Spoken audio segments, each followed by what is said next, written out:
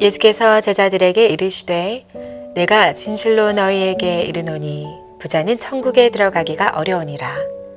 다시 너희에게 말하노니 낙타가 바늘귀로 들어가는 것이 부자가 하나님의 나라에 들어가는 것보다 쉬우니라 하시니 제자들이 듣고 몹시 놀라 이르되 그렇다면 누가 구원을 얻을 수 있으리이까? 예수께서 그들을 보시며 이르시되 사람으로는 할 수 없으나 하나님으로서는 다 하실 수 있느니라. 이에 베드로가 대답하여 이르되 보소서 우리가 모든 것을 버리고 주를 따라 싸운데 그런즉 우리가 무엇을 얻으리이까? 예수께서 이르시되 내가 진실로 너희에게 이르노니 세상이 새롭게 되어 인자가 자기 영광의 보좌에 앉을 때에 나를 따르는 너희도 12보좌에 앉아 이스라엘 12지파를 심판하리라. 또 내 이름을 위하여 집이나 형제나 자매나 부모나 자식이나 전토를 벌인 자마다 여러 배를 받고 또 영생을 상속하리라. 그러나 먼저 된 자로서 나중되고 나중된 자로서 먼저 될 자가 많으니라. 앞서 부자 청년과의 대화를 소개하신 예수님께서는 이제 부자에 대한 견해를 밝히십니다. 오늘의 본문 23절 말씀에서 예수님께서는 부자는 천국에 들어가기가 어렵다고 말씀하십니다. 그리고 24절 말씀에서 예수님께서는 이를 다시 한번 강조하시면서 낙타가 바늘귀에 들어가는 것과 비교하십니다. 바늘귀는 바늘 머리에 뚫린 실을 꿰는 구멍입니다. 정말 작은 구멍입니다. 바늘귀에 낙타가 들어간다는 것은 불가능합니다. 우리는 이 부분에서 한 가지 오해를 풀어야 합니다. 우리는 낙타가 바늘귀에 들어가는 것이 불가능해서 부자가 천국에 들어가는 것 역시 불가능하다고 단정 짓게 됩니다.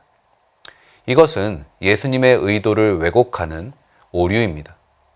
예수님께서는 오늘의 본문 24절 말씀에서 부자가 천국에 들어가는 것이 분명히 어렵다라고 하셨습니다. 예수님께서는 결코 부자가 천국에 들어가는 것이 불가능하다고 말씀하시지 않았습니다. 물론 부자는 세상의 부귀영화로 하나님께 집중하는데 어려움이 많을 수 있습니다. 그러므로 부자는 세상의 마음을 빼앗기지 않도록 더 각별히 주의를 기울여야 하는 것이죠. 오늘의 본문 25절 상반절 말씀에서 제자들은 예수님의 말씀에 깜짝 놀랍니다. 이때 당시 유대 사람들은 물질의 부유함을 하나님의 축복으로, 가난과 질병을 하나님의 저주의 결과로 여겼습니다. 따라서 하나님의 축복을 많이 받았다고 여겼던 부자가 천국에 들어가기 어렵다는 예수님의 말씀은 그들의 입장에서 큰 충격이 아닐 수 없었습니다. 예수님께서는 하나님의 축복과 구원에 대한 제자들의 왜곡된 시각을 교정하기 원하셨던 것입니다. 사랑하는 여러분, 인간은 전적 타락, 전적 부패하여 자신을 구원할 수 없는 무기력한 존재입니다. 구원은 오직 하나님의 전적인 은혜와 사랑으로 얻게 됨을 기억하는 저와 여러분 되시길 주님의 이름으로 간절히 축복합니다. 매일매일 내게 베푸시는 구원의 은혜에 감사하며 겸손하게 하나님만을 의지하는 저와 여러분 되시길 축복합니다. 또한 내가 하나님보다 믿고 의지하는 것이 있다면, 특별히 그것이 물질이라면 하나님께 진실로 회개하는 오늘 이 아침이 되시길 주님의 이름으로 간절히 축복합니다. 예수님의 말씀을 듣고 있던 베드로가 입을 열었습니다. 오늘의 본문 27절 말씀에서 그는 예수님께 자신이 모든 것을 버리고 예수님을 따랐다고 호소합니다. 그리고 예수님께 자신들이 무엇을 얻을 수 있겠냐고 질문하죠. 베드로의 신앙은 순수하지 않았습니다. 그는 자신 앞에 계신 예수님을 통해 다른 것을 얻길 원했어요. 베드로를 비롯한 제자들의 신앙은 자판기 신앙입니다.